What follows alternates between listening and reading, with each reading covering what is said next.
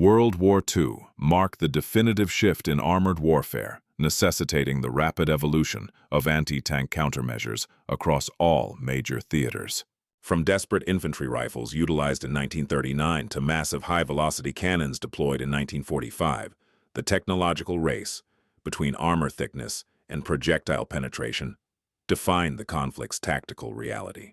This archive reviews the primary anti-tank systems deployed by Allied and Axis forces between 1939 and 1945, analyzing their specifications, operational history, and impact on mechanized combat. At the war's onset, kinetic energy rifles were the standard infantry defense. The British Boys anti-tank rifle, a heavy bolt-action weapon firing a .55 caliber cartridge, offered limited success against early Panzerfaust and Panzerschreck during the Battle of France. However, as tank armor thickened beyond 20 millimeters, these quickly became obsolete. On the Eastern Front, the Soviet Union fielded the PTRD-41 and PTRS-41 in vast numbers, utilizing a massive 14.5 by 114 millimeter cartridge with a tungsten core. These rifles generated a muzzle velocity of 1,012 meters per second. They could penetrate up to 40 millimeters of armor at 100 meters, remaining dangerous to German half-tracks, vision ports, and tracks throughout the entire war. Germany fielded the Panzerbüchse 39, firing a high-velocity 7.92 millimeter round.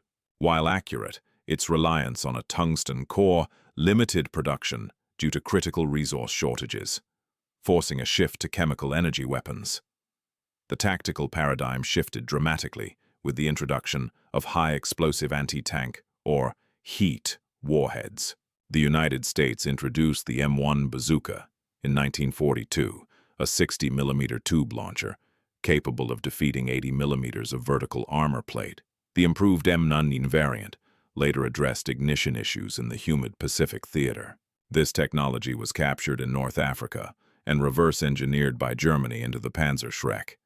This 88 millimeter monster offered superior penetration, but produced a significant smoke signature that revealed the operator's position. Germany also mass-produced the Panzerfaust series, a disposable, recoilless launcher with a shaped charge warhead. The Panzerfaust 60, effective at 60 meters, could penetrate 200 millimeters of steel, making infantry deadly to any Allied tank at close range. Meanwhile, the British deployed the PIAT, a spring-loaded spigot mortar. While heavy at 32 pounds and difficult to cock, it produced no muzzle flash, allowing for stealthy ambushes in the dense urban combat of Italy and France. The backbone of anti-tank defense remained the towed artillery piece. Early 37 millimeter guns, such as the German PAK-36 and American M3, quickly proved inadequate against the T-34 and Sherman.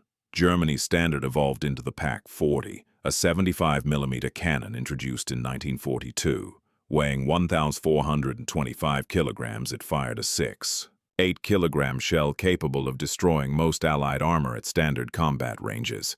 The British responded with the Ordnance QF 6-pounder, later replaced by the formidable 17-pounder. The 17-pounder fired armor-piercing, discarding sabot rounds at 1,200 meters per second, capable of penetrating the frontal armor of a Tiger I tank from over 1,000 yards.